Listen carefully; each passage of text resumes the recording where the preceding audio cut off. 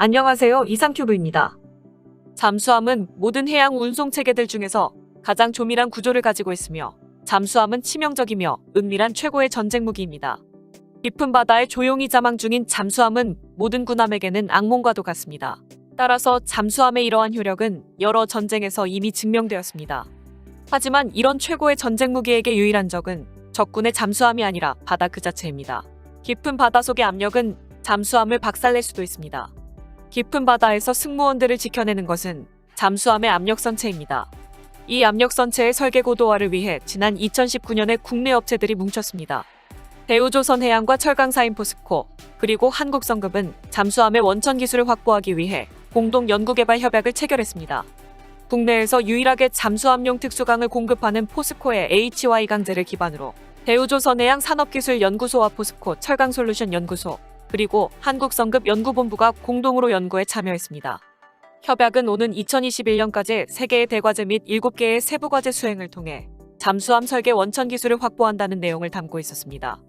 잠수함 압력선체는 외부 수압을 견디는 구조물로 승조원의 작전 수행 및 거주를 위한 공간입니다. 잠수함은 운항 중 자망과 부상을 반복하게 되는데 이러한 운항 조건에서 압력선체 용접부의 피로가 발생하지 않는 것이 중요합니다. 피로는 물체가 작은 힘을 반복적으로 받아 균열되고 파괴되는 현상을 말합니다. 그래서 잠수함의 압력선체의 피로 설계 기술은 깊은 바닷속에서 작전을 수행하는 잠수함의 생존을 좌우하는 필수 기술로 꼽히고 있습니다. 압력선체는 잠수함의 자망 심도를 결정하는 가장 중요한 설계인자이며 또한 승조원과 탑재 장비를 감싸며 외부 압력을 차단합니다. 압력선체의 재질과 중량 및 형상은 잠수함의 속력에도 큰 영향을 미칩니다.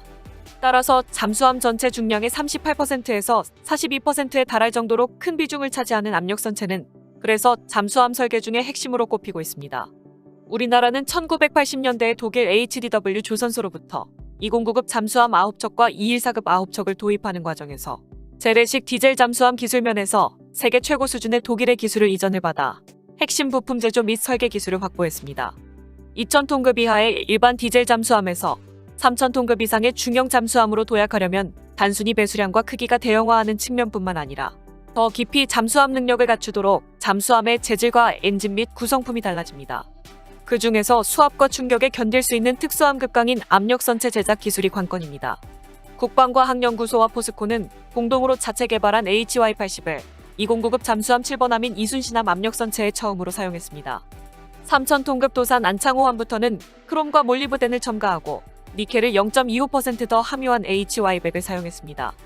HY100강은 최대 자망 심도가 610m로 214급 잠수함의 압력선체 외관과 프레임 건조에도 사용되었고 도산 안창호함의 압력선체에도 적용되었습니다. 또한 들리는 소문에 의하면 도산 안창호함의 외부 선체는 HY100강으로 이루어져 있고 내부 선체는 HY130강으로 이루어져 있다는 소문도 있습니다.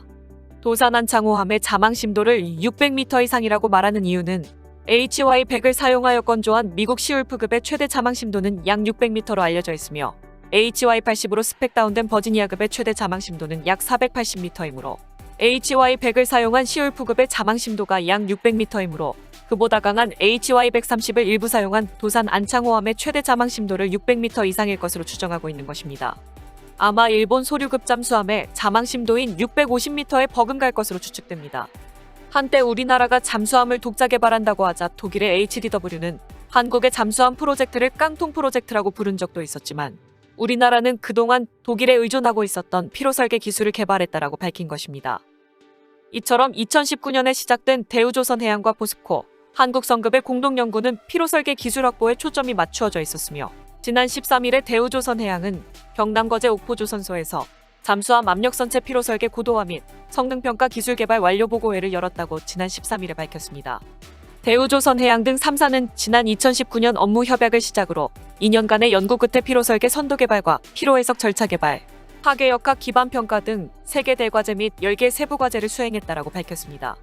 대우조선해양 등 3사는 잠수함 전용 특수강인 HY 강제의 고유 특성을 고려한 피로 설계 기준 개발 및 관통 균열 발생 메커니즘을 규명하는 등 잠수함 피로 설계 원천 기술을 확보하는 성과를 거뒀습니다. 박두선 대우조선해양 조선소장은 포스코와 한국성급 관계자들의 적극적인 기술 교류와 협력 덕분에 국내에서 유일하게 잠수함 피로 설계 원천 기술을 확보하게 됐다며 향후 국내 잠수함은 물론 해외 수출 잠수함까지 순수 국내 기술력으로 건조해 세계 시장에서 독보적인 잠수함 경쟁력을 인정받을 것으로 기대한다고 말했습니다. 따라서 우리나라는 잠수함의 피로 설계 기술을 확보하여 국내 잠수함 및 수출 잠수함 모델에 다양하게 적용해 대응력이 한층 높아질 것으로 보입니다. 다음 소식은 중국의 제20 전투기와 엔진에 대한 이야기를 전해드리겠습니다. 중국 언론들은 청두 비행기공업공사의 발표를 인용하며 퍼즐의 마지막 조각이었던 자국산 엔진 문제가 해결돼 대량 생산 단계에 돌입했다고 보도하고 있어 해외 언론들이 많은 관심을 보이고 있습니다. 청두 비행기공업공사는 새로운 제20 전투기의 사진과 함께 많은 부대가 인도를 기다리던 제20은 곤란한 문제에 직면해 있었지만 이를 놓고 중국의 언론들은 퍼즐의 마지막 조각이었던 자국산 엔진 문제가 해결된 제20이 대량 생산 단계에 돌입했다라고 보도했습니다. 이 보도에 해외의 여러 언론들도 관심을 나타내고 있습니다. 중국의 제20은 2017년 3월에 실전 배치되었으나 기술적인 성숙도 및 수정 작업 등이 우선되어 양산 규모는 소수에 그치고 있으며 또한 제20에 장착하는 AL-31F 엔진의 공급을 러시아에 의존하고 있어 연간 20기에서 40기 정도의 양산밖에 되지 않는 것으로 추정되고 있었습니다. 하지만 2020년까지 AL-31F 엔진보다 추력이 크고 톱니 모양으로 처리된 엔진 노즐을 장착한 중국산 엔진인 WS-10C 탑재기가 등장함에 따라 중국은 제20의 양산 규모를 자체적으로 조정할 수 있게 되었습니다. 올해 열린 주하이 항공쇼에서도 제20의 개발 관계자는 중국 공군이 요구하는 수량만큼 생산 능력을 확대할 수 있게 됐다고 언급하기도 했습니다. 이처럼 중국은 제20의 기술적인 성숙도를 높이기 위해 노력하고 있으며 5세대 전투기에 대응한 전술 개발도 상당히 진척될 것으로 예상되기 때문에 외신들은 중국은 만반의 각오로 제20을 운용하는 부대의 확장에 나설지도 모른다고 보도한 것입니다. 그래서 청두비행기공업공사의 발표 내용이 엔진 문제 해결을 의미한다면 실제로 중국은 제20을 대량 생산하고 있을지도 모릅니다. 이에 앞서 이노프 미상원 군사위원회 위원장도 지난 10월에 퇴역한 데이비드슨 전 인도태평양 군사령관의 증언에 따라 중국이 2025년까지 5세대 전투기를 미국보다 많이 전장에 배치할 수 있게 될 것이라고 말하는 등 중국이 제20 대량 생산에 돌입했음을 시사하는 발언을 한 바 있습니다. 따라서 청두 비행기공업공사와 중국 언론 그리고 미상원 군사위원회의 주장과 견해는 묘하게 일치했다고 할 수 있습니다.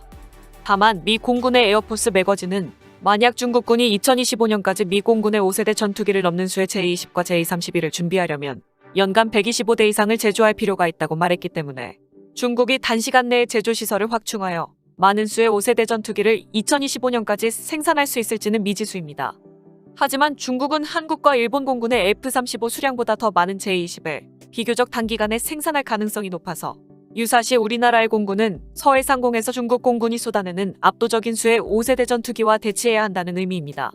더구나 중국의 제20의 대량 생산은 먼 훗날의 이야기가 아니라 2025년도의 이야기이므로 섣불리 흘려버릴 수 없는 뉴스인지도 모릅니다. 또 한 가지 소식을 전달해드리면 이번에는 러시아의 위협에 시달리고 있는 우크라이나와 터키의 이야기입니다. 터키 언론인 데일리 사바지는 지난 13일에 우크라이나가 터키의 앙카무인 항공기를 공동 생산한다라고 전했습니다. 터키 항공우주산업이 개발한 앙카무인 항공기는 미국의 MQ-1C 그레이 이글과 거의 같은 급의 비교적 대형 무인 전투기로 최신 버전의 앙카에스는 위성통신도 가능해 먼 거리에서도 운용할 수 있으며 터키군 이외에도 튀니지군이 채택하고 있습니다. 우크라이나는 앙카에스의 우크라이나제 엔진을 채용한 모델을 우크라이나에 건설되는 새로운 공장에서 양국이 공동으로 제조한다라고 밝혔으며 2022년 말까지 초기 배치분이 제조될 것으로 알려졌습니다. 우크라이나는 터키와 TB2 무인항공기 제조도 함께 하기로 계약했으며 앙카에스의 공동 제조가 사실이라면 우크라이나는 총 2개 기종의 터키제 무인항공기를 자국 내에서 조달할 수 있다는 의미입니다.